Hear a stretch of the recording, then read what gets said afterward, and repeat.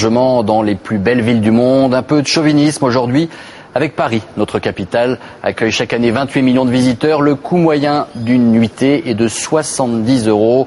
Mais vous allez voir que l'on peut trouver un peu moins cher. Elsa Mondingava avec Lorraine Christophe-Lourd. Revenir de Paris, des souvenirs plein la tête et sans trop dépenser, c'est possible. Pour se loger par exemple, il existe quelques bons plans. Les petits croissants.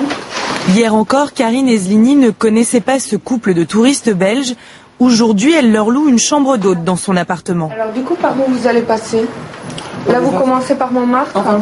Se sentir presque chez soi, voilà pourquoi Christine et Jean-Luc Bouler ont choisi la solution chambre d'hôte ou bed and breakfast. C'est un bon compromis, c'est moins cher. Et aussi, la grande facilité, c'est qu'on est libre. On a la clé, on rentre quand on veut, on peut faire sa sieste, etc. On est comme chez soi, quoi. Ce soir, c'était bien. Mais le premier avantage reste le prix, souvent bien inférieur à celui d'un hôtel. 68 € la nuit pour 2 personnes, avec le petit déjeuner donc qui est compris. 34 € donc par nuit et par personne. Loin de l'intimité et des décors cosy, il y a aussi la solution auberge de jeunesse. Donc ici vous êtes dans une chambre à 6 lits. Ici pour 27 € la nuit, donc vous pouvez partager une chambre avec d'autres jeunes, d'autres touristes. Dans ce centre international de séjour, on accueille surtout des groupes venus pour apprendre le français, mais aussi des touristes seuls ou en famille, car contrairement aux idées reçues, il n'y a pas de limite d'âge pour pouvoir y séjourner. Du camping en plein Paris, à quelques mètres de la Seine et des tours de la Défense. Ces touristes néo-zélandais ont parcouru 20 000 km pour visiter la capitale. Pour eux, pas question de s'enfermer dans un hôtel.